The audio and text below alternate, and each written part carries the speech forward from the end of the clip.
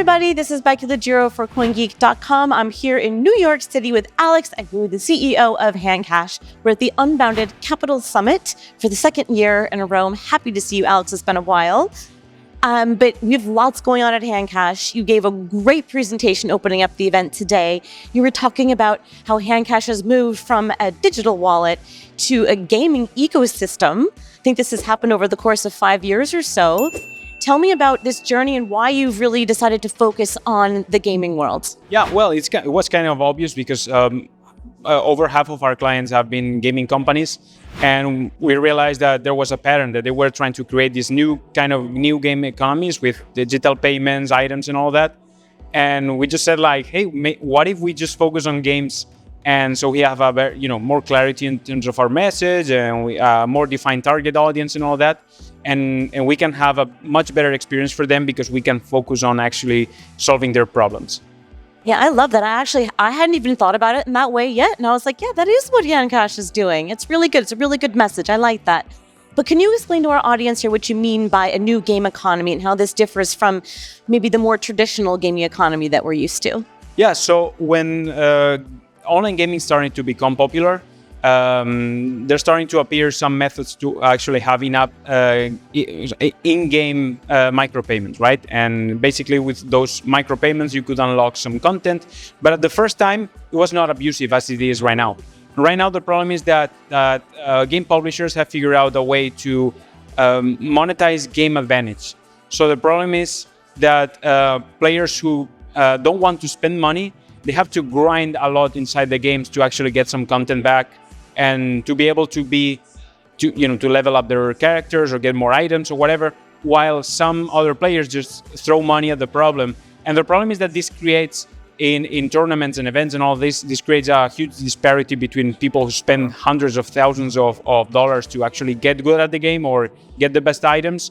And it's very unfair to people who cannot afford to spend those hundreds of thousands of dollars just to compete. So we think that we need to create better tools so the game developers can escape these predatory types of monetization. It's not because they're evil. It's just that the tools that they have right now for monetization don't allow for doing much more. But thanks to HandCash and the fantastic payments marketplace that we created and the HandCash ID, which is I think the most important part of all of this, I think we can create better experiences and better models that are fair to everyone. Your 3 pillars. I love this, Alex. It's great. Talk to me about the move to offer stable coins for payments as opposed to cryptocurrency or digital currency. Why have you decided to do this, and what are players, how are they feeling about this? Yeah, well, if you are into the gaming, the cool thing is that all of us are gamers, right? And we know that gamers, for the most part, all of them hate crypto. I hate it. The thing is that they can get really good benefits with this technology, right? But they don't want to deal with cryptographic, with all this bullshit that they have to go through Coinbase and get items and learn all this new jargon. They don't want to deal with that. But they like money. Yeah. And they want to have more freedom in terms of commerce and trading items and all that. So what we're doing is that if we just since we started HandCash, we've been always obsessively trying to have a great user experience. So it feels like a normal wallet app, but we're taking this to the next level by adding stablecoins, because then you don't have to deal with fluctuations or having to deal with different tokens. Because when you start with crypto, then it's like you need one token, this other crowd asks you for another token or whatever. But if you only offer dollars or euros or whatever, it's much easier, nobody complains, and you can have actual commerce. And also because, we spend years knocking on doors, and the problem is that most companies tell us like, hey, this is fantastic, we love the product, we like what you're doing, we think it's super revolutionary, but please come back when you can do all of this with US dollars. So eventually it's market forces that are leading there, but rest assured that all the transactions are going to, be it the item transactions and the payments and everything is powered by BSV on the background. I love that. And so when you're talking to these game operators, what's like the one message you would send to them? How can they get involved with the HandCash ecosystem? What do you want them to know? Okay, so if you want to turn your online communities into thriving game economies, You just have to go to our website, sign up for your business dashboard, and you can create your apps, manage the team members, create a business wallet and all that.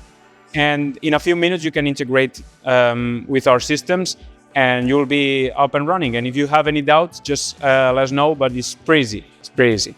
Amazing. And I want to thank you for the $5, Alex. And you did something today that I haven't seen since 2012. You let the audience experience the power of the instant payments. And I haven't had that since Raj Rivera did that with me with BTC back in the day, and it really was powerful. I remember that moment. It's 11 years later, so thank you for that. Very powerful. Well, I think a demo is better than 1,000 videos. So you can see a lot of videos, but when you experience that, you can send 1 cent immediately to someone in Japan for the most trivial thing. You know, the possibilities are endless. Please keep that up. Really very powerful. Thank you so much, and amazing to see you. Thank you. I am here with Miles of Champions TCG, and you came up on stage. You are our surprise guest today, talking to us about a very exciting launch that you had. Tell me about the fantastic numbers that you saw on your end and why this is so meaningful. Yeah, so we, just put 1 million cards on chain. We sold out about 250,000 cards. And yeah, it's been going great. They've been, flying off the shelves all day today. So it's looking good. I love that. That's amazing. And let's tie this back into the BSV ecosystem and to the HandCash world, which I know that you're a part of both of them. Yep. Tell me why working with HandCash and being a part of the BSV world gives you a competitive advantage when it comes to some of the other games that are out there and popular in this world. Trading card games specifically, by us not having to, print the cards, distribute them, send them all over the world, we're able to put them on chain, for thousands of pennies and stuff.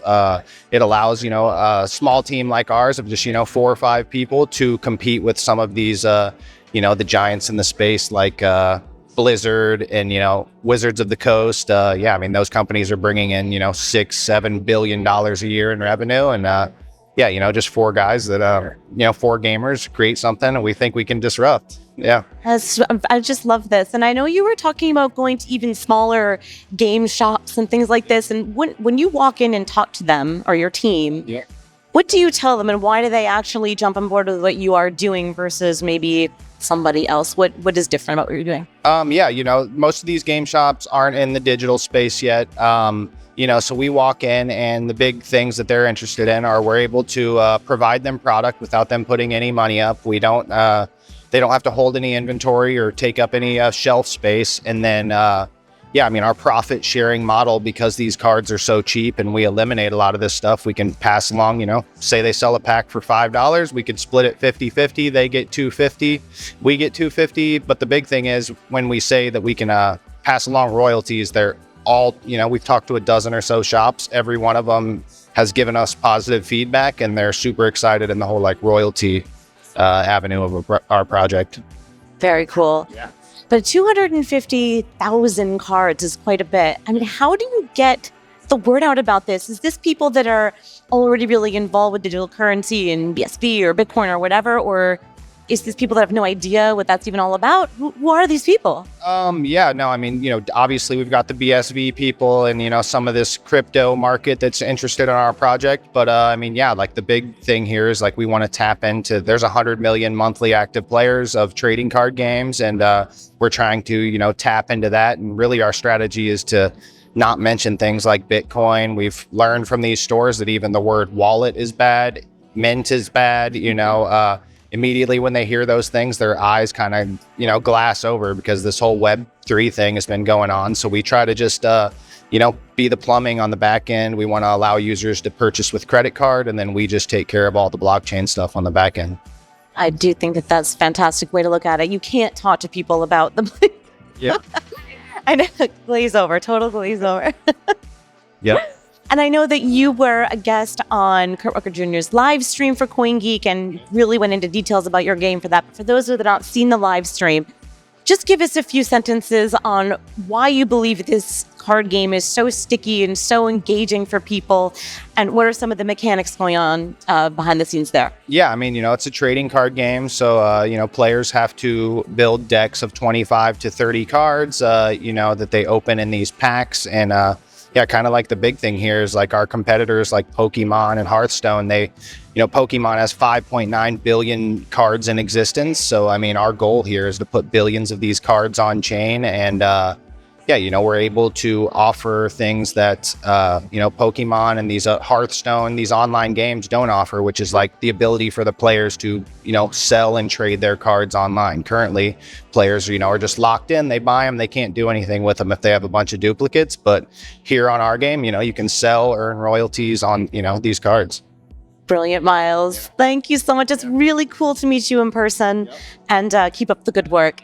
Thanks for having me on. With Joe DePinto, the co-founder of Haste, I think this last year was the last time I've seen you here at the summit. Yeah, so it's great to see you, Joe. Wonderful presentation. But let's start off by talking about how your vision with Haste has really evolved over the past couple of years. It has. It's interesting. I think, to be honest, BTC Ordinals kind of changed my perspective on, it's not just about the technology, it's about the community. And like coming back here, like I said, I haven't seen you in a year, but there is community here. We just need to, I think, be better at showing that as opposed to just talking about our technology is this. It's like, there's real people here. There's people that enjoy hanging out with. Like, it's just fun being in this environment. So I think that's played into it. Still really excited with everything that's going on, hearing these presentations, some new stuff going on, and it's cool. It's what I'm expecting. It's cool. It's totally cool. And I agree with you on community, even if we have differing opinions. Sure. See, this when I was speaking with the organizers of this conference, they said they really actually wanted to present some of the differing perspectives when it comes to, I don't know, I don't want to get into it now, but it's important to talk about these things in person and not just on Twitter. Yeah. For sure. I think Nicola, his presentation kind of encompassed that, but then you have Zach go up there and he says, hey, we want unbounded perspectives. I thought that was a really, really good way to kind of bring it all together. And that is like, if it's just an echo chamber, how do you grow from that, Oh, I totally agree, Joe. But when it comes to building your community within the Haste platform with all the games that you've put together, what are some of the ways that you've adjusted your strategy to bring more players on board? We've done a lot. At least in the start, it was internal. It was a lot of BSV, promotions. We have tried going outside into the mainstream. And to be honest, we haven't figured that out yet. We haven't cracked that. And there's definitely some different things that we've tried, things that we're still going to try. But I think honing it back in a little bit, looking at what we had success with early, it was focusing on the current community and then trying to get them to grow it, not us reaching out to new people. And I think that kind of works for BSV in general. Like, we focus on ourselves. We have cool things going on internally. That's going to bring people in naturally. It's going to attract like-minded people, with the BTC Ordinals, for example. People that are recognizing the value of data on chain are now coming to BSV and they're developing, they're building things now. And they're like, wow, all I'd ever heard about BSV was that it's like not the real Bitcoin. But then I went and built on it. I was like, wait a minute, this is incredible. This is way better than the stuff I've been building on. So yeah, I think it's just, keeping an open mind to things and really just honing in on the community that we've already built, making sure that those people are happy with the products we're putting out and letting things happen after that. Cool. And I think since I saw you last, you've launched at least one new game. I know JPEG Wars is a new one. Tell us about all the new stuff that's happened over the past year.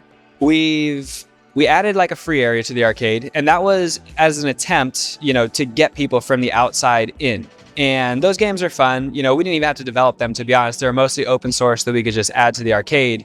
But JPEG Wars, we spent a decent amount of time on, and it's our first multiplayer game. And that's the one that I've just said it. I think it's my favorite game so far. It actually is like really fun. And I've sat on there for like 2 hours with some of our other players, just like playing 2-on-2 battles. And yeah, like most advanced game, I think we're going to continue to try and build on that instead of just coming out with new small games. Like, you see these other games that have success, they have levels, they have different assets that you can buy. That's the type of stuff we're going to focus on, I think, for the short term and see how that works out. Cool. Very cool. It's so great to see the Unbounded guys talk about how the gaming world is one of their areas of focus, because I know there are some people that believe that this is really where we're going to see the mass adoption happen. Yeah. Then there's others that think it's going to be the enterprise level solutions. And I know that you're like neck deep in the gaming world, so it's going to be difficult for you to provide perspective. But what do you think about that? Because I know there are some people that say it's one versus the other. What do you think, Joe? I don't understand that. Why can't it be both? Like, why?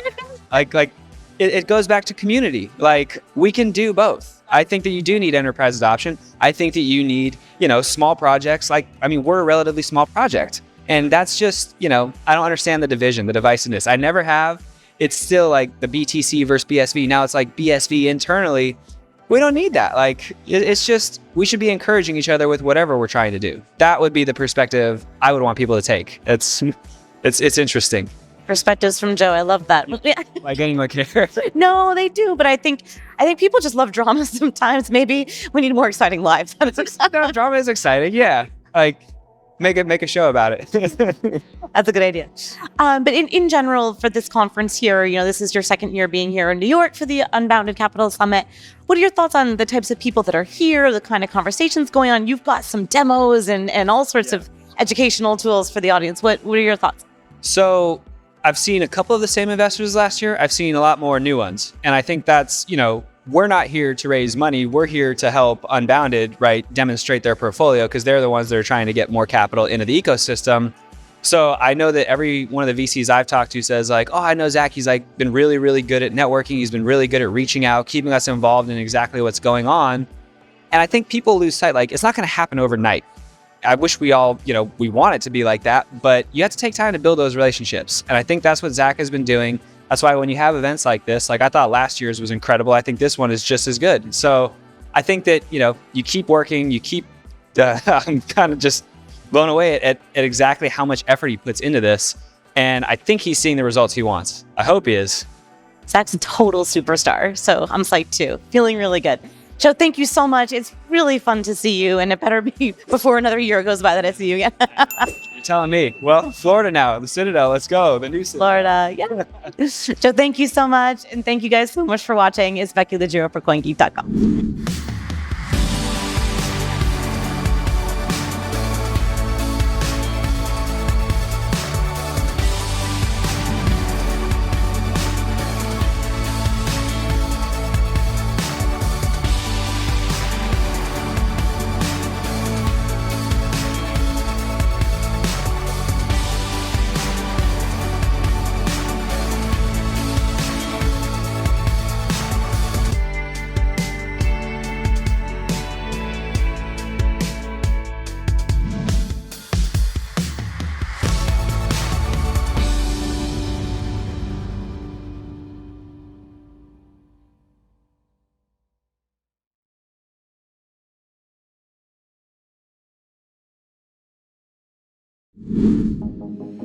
Bitcoin mining, Bitcoin wallet, blockchain, stablecoins, MetaNet, the evolution of money.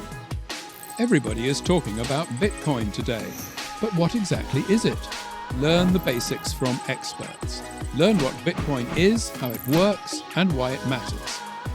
Blockchain 101, your ultimate guide to the fundamentals of blockchain.